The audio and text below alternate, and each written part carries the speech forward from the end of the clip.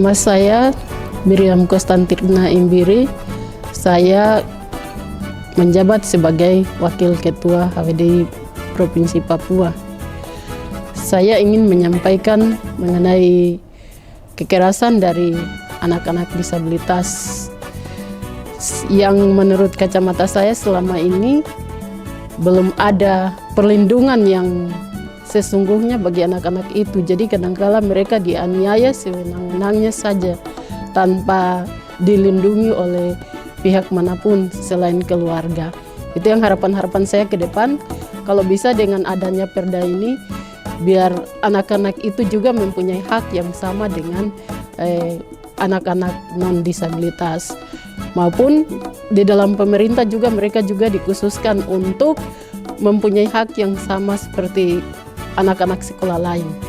Kadangkala banyak orang tua yang belum terlalu paham tentang anak-anak disabilitas itu, seakan-akan mereka itu disepelekan saja. Jadi mungkin dengan adanya bentuk organisasi seperti ini maupun dari pihak pemberdayaan perempuan, kita-kita ini yang mendatangi mereka, mungkin sekolah SLB, kita kerjasama begitu, adakan koordinasi begitu, kita datang dan kasih pemahaman, entah itu kurikulum atau kita datangi langsung ke orang tuanya dengan berbagai macam cara, karena pemahaman orang tua juga beda-beda.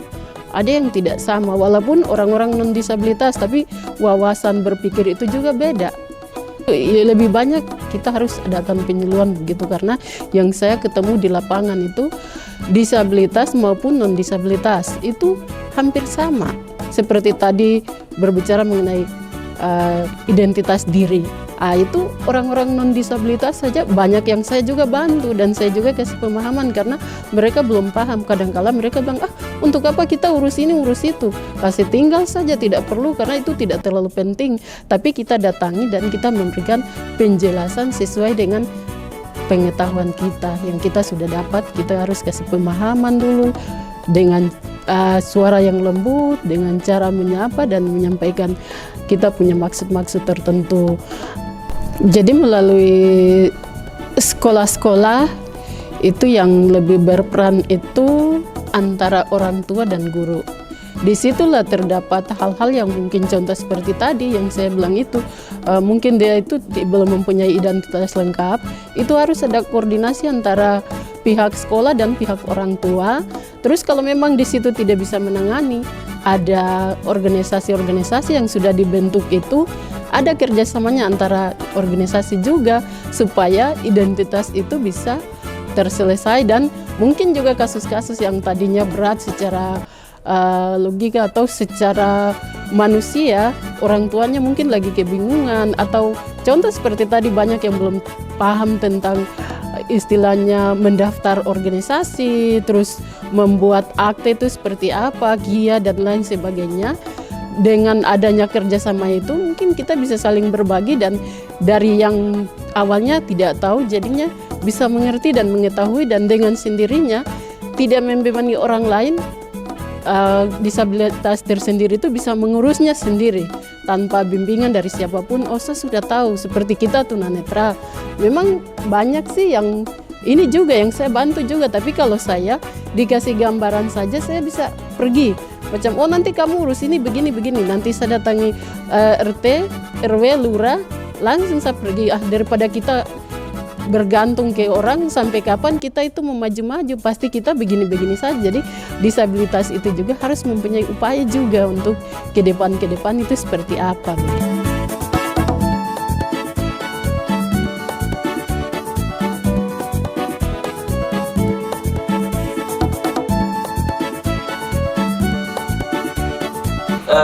Bapak Ibu, tadi saya memang ada sempat sentil sedikit. Kita di kalangan penyandang disabilitas, kemarin kan dengan Pak Roni sama Pak Robi, kita bilang ada pengurus, iya toh? Nah, pengurus punya data enggak? Pengurus punya data tidak? Dengan kelompok-kelompok disabilitas ini, kan ada yang ringan, ada yang sedang, ada yang berat. Kemudian itu lagi ada klasifikasi lagi, ada pengelompokan lagi. Ada yang fisik, ada yang tadi Bu Guru bilang intelektual, ya. ya Down syndrome. Kemudian ada juga yang kita silakan terserah. Yang penting kita punya data itu harus terupdate baik. Karena terus terang untuk penyandang disabilitas itu tidak semua bisa diakses. Tergantung dari ringan, sedang, dan beratnya. Yang berat pasti dia punya aksesnya itu berapa persen. Artinya maksudnya dia terbatas pada aktivitas-aktivitas apa saja. Kalau kita sudah punya data itu, baru kita bisa membuat rencana-rencana ke depan. Terkait dengan UMKM. UMKM ini sebenarnya lapangan kerja atau wilayah yang bisa diakses oleh siapapun. Baik yang disabilitas berat bisa mengakses. Kita bicara kreativitas, itu kita bicara sangat pribadi. Sehingga yang punya disabilitas berat juga, dia bisa akses selama dia punya kreasi. Kreasi ini biasa disentuh saja, nanti talentanya akan keluar. Tapi kalau tidak pernah diberikan kesempatan untuk berbuat sesuatu, terkubur. Jadi untuk UMKM ini sebenarnya bisa menjadi prioritas program daripada pengurus untuk mendorong disabilitas berat dan sedang. Nama saya Franz Kaidel, Kepala Seksi Kurikulum dan Penilaian Pendidikan Khusus Dinas Pendidikan Provinsi Papua.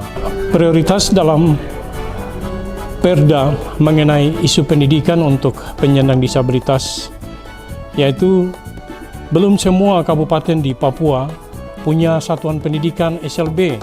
Dengan demikian, fenomena gunung es penyandang disabilitas di Papua dan DOB-nya dipastikan sangat banyak. Dengan demikian, untuk menjaring penyandang disabilitas pada semua daerah, yaitu dengan membangun satuan-satuan pendidikan kesetaraan dan life skill penyandang disabilitas. Ini bukan masalah kita copy paste dari satuan pendidikan formal, bukan masalah gengsi-gengsian, tetapi ini memang dibutuhkan.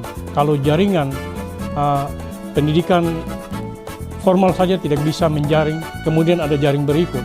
Ya, kita di disabilitas pun perlu jaringan tersebut untuk bisa menjaring penyandang disabilitas di seluruh daerah, khususnya di tanah Papua dan daerah DOB-nya.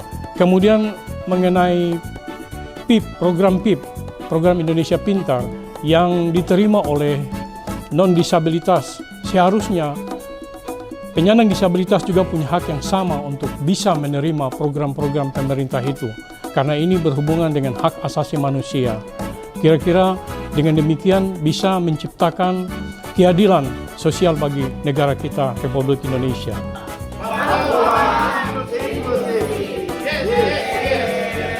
Dipersembahkan oleh Himpunan Wanita Disabilitas Indonesia, didukung oleh Kementerian Dalam Negeri Republik Indonesia dan Ford Foundation.